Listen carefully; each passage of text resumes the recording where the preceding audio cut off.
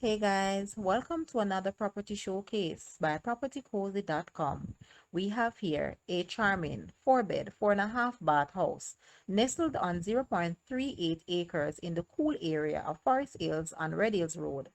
It's just minutes away from the hustle of city life, but still tucked away to enjoy the peace and tranquility of the hills. The upper floor gives access to a roof terrace and consists of a master bedroom with a walk-in closet, balcony, and bathroom with a jacuzzi. The ground floor has a bedroom with bathroom ensuite, two other bedrooms, and a shared bathroom. Kitchen areas. One has been recently upgraded with a wall and floor mounted cupboards and quartz countertops.